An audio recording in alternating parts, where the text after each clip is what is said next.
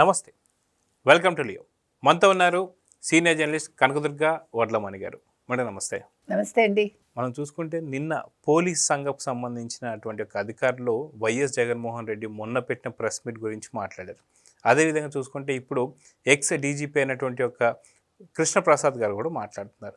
So ఏంటి నిజంగా పోలీసుల పైన వైఎస్ జగన్మోహన్ రెడ్డి గారు గతం నుంచి కూడా వీరు ఎక్కడున్నా సరే సప్త సముద్రాలు దాటినా సరే పట్టుకొని వస్తానని చెప్పి, గుడ్డలు ఊడదీస్తానని చెప్పి, ఆఖరికి మహిళా పోలీస్ అధికారులు కూడా చెప్పారు మీరు అలాంటి మాట్లాడడం తప్పు, బహిరంగంగా క్షమాపణ చెప్పండి అని చెప్పి. కానీ ఇప్పటిదాకా కూడా చెప్పకపోవడాన్ని ఎలా చూడాలంటారు? మీరు చెప్పినట్టుగా మొన్న విజయవాడలో పోలీస్ అధికారుల సంఘం అధ్యక్షుడు శ్రీనివాసరావు గారు మాట్లాడుతూ పోలీసుల్ని గూండాలుగాను లేకపోతే డాన్లుగాను లేకపోతే వాళ్ళని పోల్చడం అనేది సరికాదు, ఇది చాలా దురదృష్టకరం అని బాధపడ్డారు ఆయన. ఎందుకంటే పోలీసులు ఇవాళ కొత్తగా ఉద్యోగాల్లోకి రాలే కదా.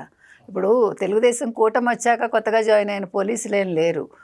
2019 నుంచి 24 వరకు వైసీపీ ప్రభుత్వ హయాంలో ఏ పోలీసులు అయితే పనిచేశారో అదే పోలీసులు కంటిన్యూ అవుతున్నారు. కాబట్టి ఇవాళ వాళ్ళు న్యాయంగా పనిచేస్తూ ఉంటే, అంటే ప్రభుత్వంలో ఉండే ముఖ్యమంత్రులకో లేకపోతే ఉప ముఖ్యమంత్రికో లేకపోతే మంత్రులకో వాళ్ళు కొమ్ము కాయరు కదా. వాళ్ళ ఉద్యోగ బాధ్యతని వాళ్ళు లేకపోతే వాళ్ళ ఉద్యోగ విధిని వాళ్ళు సక్రమంగా నిర్వహిస్తూ ఉంటే ఈయన ఈ రకంగా మాట్లాడటం అనేది చాలా తప్పు అని చెప్పి వాళ్ళు చెప్పడం జరిగింది. ఎందుకంటే జగన్మోహన్ రెడ్డి ఒకలాంటి ఒక ఫ్రస్ట్రేషన్లో మాట్లాడుతున్నాడా, లేకపోతే పోలీసులు వాళ్ళ డ్యూటీ వాళ్ళు సక్రమంగా చేస్తుంటే చూడలేక మాట్లాడుతున్నాడో అర్థం కావట్లే. ఎందుకంటే ఆయన వెళ్ళిన ఏ యాత్రలకైనా సరే, యాత్ర కావచ్చు లేదా పరామర్శ కావచ్చు, లేదు రైతులను ఏదో నేను ఉద్ధరిస్తానని వెళ్ళి గుంటూరు మిర్చి యార్డ్ కావచ్చు, లేకపోతే రాప్తాడు పర్యటన కావచ్చు, లేకపోతే పొగాకు బేళ్ల విషయంలో కావచ్చు, తెనాలి కావచ్చు, లేకపోతే ఇంకొకటి ఏంటది రెంటపాల లేకపోతే బంగారుపాళ్యం, ఏది తీసుకున్నా కూడా పోలీసులు అడుగడుగునా మాకు అడ్డుపడుతున్నారు. అంటే మీకు పోలీసులు మీకు రక్షణ కల్పిస్తే మీరు వాళ్ళు అడ్డుపడుతున్నారు అంటున్నారు. వాళ్ళ డ్యూటీ వాళ్ళు సక్రమంగా చేస్తూ ఉంటే మీరు ఈ మాట అంటున్నారు. ఇదే పోలీసులు ఒకవేళ మీకు రక్షణ కల్పించకపోతే మీరు ఏమంటారు? మీరు ఆ రోజు అక్కడ హెలీప్యాడ్ వద్ద జరిగిన దానికి పోలీసులు ఏమయ్యారు అని మీరు అడిగారు. మరి మీరు మీ కార్యకర్తలు రండి రండి అని మీరు మైక్లో ఏదో వేలం వేసినట్టు పిలిచేసి వాళ్ళు అలా దూసుకుని వచ్చేస్తే పోలీసులు ఏం చేస్తారు? పైగా నేను వస్తాను పోతాను, మీరెవరు మాట్లాడటానికంటే మరి నువ్వే కదా చెప్తావు జగన్మోహన్ రెడ్డి, నేను ఒక రాష్ట్ర ముఖ్యమంత్రిగా పనిచేశాను, నాకు Z+ కేటగిరీ గ్రహీతని నేను అంటావు కదా నువ్వు. మరి మీకు అంటే ప్రజాస్వామ్యయుతంగా మీరు ఉన్నప్పుడు లేకపోతే ప్రజాస్వామ్యంలో మీరు ఉన్నప్పుడు మీ పద్ధతి ఏంటి? మీరు ఎలా ఉండాలి పద్ధతిగా? ఒక ముఖ్యమంత్రిగా పనిచేసిన వ్యక్తికి కొన్ని నియమ నిబంధనలు తెలిసి ఉండాలిగా. మీరేమీ చదువుకోని వ్యక్తి లేకపోతే నిశాని కాదు కదా. నాకు తెలియదు ఈ రూల్స్ రెగ్యులేషన్స్, నేను నా ఇష్టానికి ఉంటానంటే అసలు మీరు 5 ఏళ్ళు ఒక ముఖ్యమంత్రిగా ఈ రాష్ట్రాన్ని ఎలా పరిపాలించారు? మీరు ఒకళ్ళకి నీతులు బోధించాల్సిన స్థితిలో మీరున్నారు. మీరు ఒకళ్ళకి రూల్స్ రెగ్యులేషన్స్ చెప్పాల్సిన స్థితిలో ఉండి, నేనే రూల్స్ రెగ్యులేషన్స్ పాటించను, నా కార్యకర్తలు పాటించరు, లేకపోతే నా దగ్గర ఉండే నా చుట్టూ ఉండే నా పార్టీ వాళ్ళు పాటించరు, అధికారులు పాటించకూడదంటే ఇంకా మీరు ఎందుకప్పుడు? మీరు అసలు ఏ పార్టీలోనూ ఉండకండి, మీరు విశ్రాంతి తీసుకోండి ఇంట్లో కూర్చుని, లేదు రోడ్డు మీదకి వచ్చి చిందులు వేసుకోండి. అప్పుడు అంటే ఈ పదవులు అన్నీ వదిలేసుకుని మీరు ఒక మామూలు సాధారణ వ్యక్తి కింద మీరు రోడ్డు మీదకి వచ్చి చిందులు వేసుకోండి, ఎవడు పట్టించుకోడు. ఎందుకంటే అప్పుడు మీకు ఏ Z+ కేటగిరీ అక్కర్లేదు, ఏ పోలీసులు మీకేమీ కొమ్ము కాయక్కర్లా. ఇప్పుడు ఏమైందంటే 2019 నుంచి 24 వరకు ఇదే జగన్మోహన్ రెడ్డి ఒక కాంతిరాణా తాత కావచ్చు, లేదా ఒక విశాల్ గున్ని కావచ్చు, ఒక PSR ఆంజనేయులు కావచ్చు, ఇలాంటి వాళ్ళందరూ కూడా ఆయనకు అడుగులకు మడుగులొత్తి ఈరోజు వాళ్ళు ఎక్కడున్నారండి? ఈరోజు మణికంఠ అనే ఒక SP ఆయన పని ఆయన చేస్తే, ఆయన సక్రమంగా చేస్తే ఆయన్ని పిలిచి నీకు చేతులు నరికేస్తాను, నీ సంగతి తేలుస్తాను అంటారా మీరు? వేరే చోటంతా వాళ్ళ పనులు వాళ్ళు చేస్తే విధి నిర్వహణలో ఉండే పోలీసుల్ని గుడ్డలు కూడా తీసుకు కొడతాను, లేకపోతే మీరు సప్త సముద్రాలు అవతలున్నా మీ సంగతి తేలుస్తాం మీరు ఒక్కళ్ళే అన్నారా? మీ చుట్టూ ఉండే మీ దగ్గర పనిచేసిన కాకాని గోవర్ధన్ రెడ్డి లాంటి వాళ్ళు ఇంకా చాలా మంది అన్నారు. ఆర్కే రోజా, విడుదల రజని, వీళ్ళందరూ మరి ఇవాళ ఆర్కే రోజా గారు వచ్చి వలవలా ఏడుస్తోంది కదా. అంటే ఒక సింపతి క్రియేట్ చేసుకుందామని చూస్తోంది కదా. ఇదొక స్ట్రాటజీ. అంటే ఇప్పుడు జగన్మోహన్ రెడ్డి అరెస్ట్ అవుతారేమో ఎలాగా అని చెప్పి ముందే ఏడుస్తుంది ఆవిడ. కాబట్టి మీరు స్ట్రాటజీలు ప్లే చేయకండి. మీ హయాంలో మీరు చేసిన తప్పిదాల వల్ల ప్రజలు సానుభూతి ఒకటిను, వాళ్ళు కావాలనుకున్నారు చంద్రబాబు నాయుడు గారిని కావచ్చు, పవన్ కళ్యాణ్ని కావచ్చు, లోకేష్ని కావచ్చు. అందుకని అది మీ తప్పిదం. అది సేమ్ ఇవాళ అదే స్ట్రాటజీ మీరు ప్లే చేయాలంటే అది మీకు వర్కౌట్ అవ్వదు. అయితే ఇక్కడ మనం చూసుకుంటే మేడం, ఏదైతే వైసీపీకి సంబంధించిన నేతలందరూ కూడా పోలీసులపై గతంలో ఎలాంటి మాటలు మాట్లాడారో మనం చూసాం. కానీ 2019 నుంచి 24 దాకా పోలీసులు జగన్ ఏది చెప్తే అదిగాక పంచాయతీలకి సెటిల్మెంట్కి అడ్డాగా మారినటువంటి ఒక సీఎంఓ కూడా తెలుసు.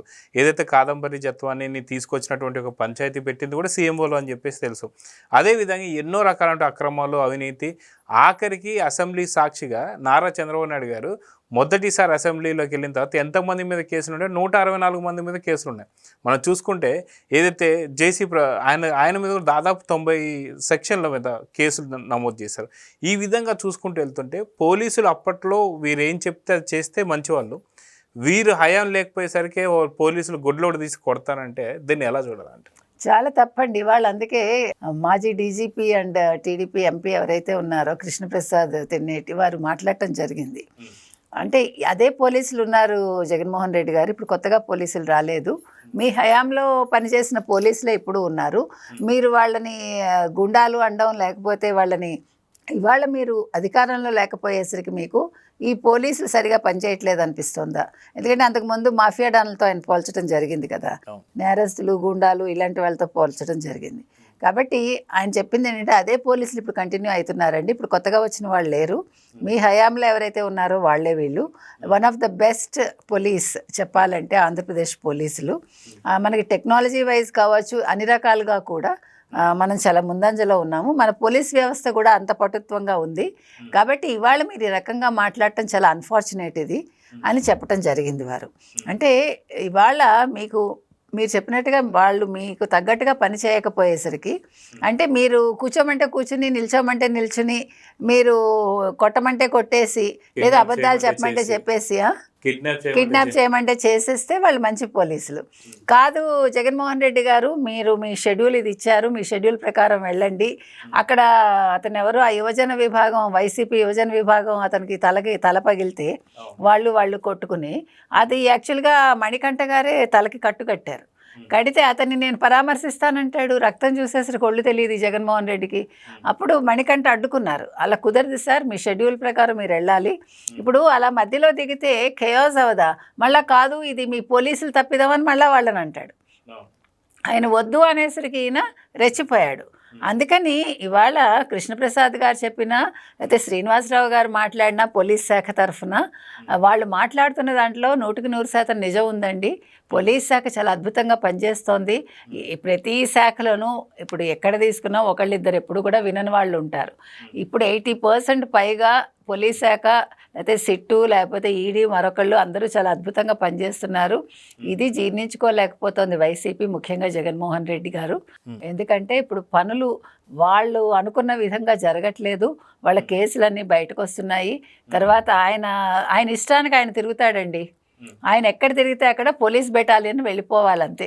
ప్రజల్ని మీరు పట్టించుకోకూడదు. ప్రజల కోసం ఈ ప్రభుత్వం పనిచేయకూడదు. ఇప్పుడు జగన్మోహన్ రెడ్డి మోటో అది. అందుకని ఆయన ఏమంటాడు, నా ఇష్టానికి నేను వెళ్తాను, నేను వస్తాను పోతాను, మీకేంటి కడుపు మంట? పోలీసులు వాళ్ళ డ్యూటీ వాళ్ళు చేయాలి. జగన్మోహన్ రెడ్డి గారి వెంటే వాళ్ళు ఉండాలి. ఆయన దిగుతానంటే దిగనివ్వాలి, ఎక్కుతానంటే ఎక్కనివ్వాలి. ఆయన ఎవరినైనా పరామర్శిస్తానంటే పరామర్శించనివ్వాలి. వాళ్ళు రప్పరప్ప నరుకుతామంటే నరకనివ్వాలి. ఇప్పుడు జరుగుతున్నది అది. సో ఇప్పుడు ఫైనల్గా వాళ్ళు చెప్పింది ఏంటంటే, అంటే వైసీపీ వాళ్ళు, రేపొద్దున మేము వచ్చాక మిమ్మల్ని రప్పరప్ప నరుకుతాం, మీ సంగతి తేలుస్తాం. ఇది ఎక్కడ భాష అండి? ఇంత అనాగరిక భాష ఏంటి అసలు? అంటే ఇవాళ అసలు మీరు ఏంటి, అసలు మీ ఉద్దేశం ఏంటి? ఇది పద్ధతి కాదు అని చెప్పి పోలీస్ శాఖ ఇవాళ ఒక ఏమనాలి, వాళ్ళు చాలా బాధతో వాళ్ళు చెప్పాల్సిన పరిస్థితి వచ్చింది. దీనికి ఎవరు బాధ్యులు? జగన్మోహన్ రెడ్డి. కాబట్టి జగన్మోహన్ రెడ్డి ఉండే ఫ్రస్ట్రేషన్ ఏంటంటే, లిక్కర్ స్కామ్ బయటికి రావడం. ఇవాళ ఆయన 40 పీపుల్కి ఆల్రెడీ నోటీసులు వెళ్ళిపోయాయి. ఇంకా అల్టిమేట్గా 41వ పర్సన్ ఎవరైతే ఉన్నారో ఆయనకి అరికాల మంట నెత్తికెక్కుతోంది, కడుపు మండిపోతుంది. అందుకని ఇలాంటి స్టేట్మెంట్స్ ఇచ్చాడు ఆయన. కాబట్టి దీనికి ఆయనే బాధ్యుడు. కాబట్టి ఆయనకి ఏం చేయాలో తెలియట్లేదు. ఇప్పుడు దిక్కు లేని స్థితిలో ఆయన ఉన్నాడు, దిక్కు తోచని స్థితిలో. కాబట్టి ఇలాంటి స్టేట్మెంట్స్ ఇస్తున్నాడు. ఏది ఏమైనా పోలీస్ మాత్రం అద్భుతంగా పనిచేస్తోందండి.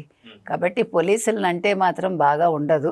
కాకపోతే ఏంటంటే వీళ్ళు వచ్చాక గుడ్డలోడు తీసి కొడతామంటే మహిళా పోలీసులు చాలా అభ్యంతరం చెప్పారు. వాళ్ళు క్షమాపణ కూడా చెప్పమని అడిగారు.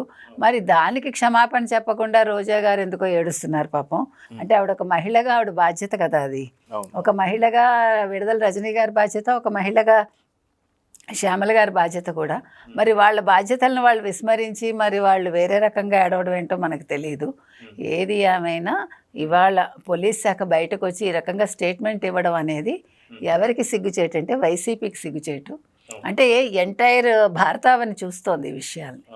ఇవాళ చంద్రబాబు నాయుడు గారు చెప్పినట్టుగా ఇవన్నీ కూడా ఇటువంటి క్రిమినల్ తోటి నేను పనిచేసి రావడం నా సిగ్గుచేటుతనం అని ఆయన అన్నారు.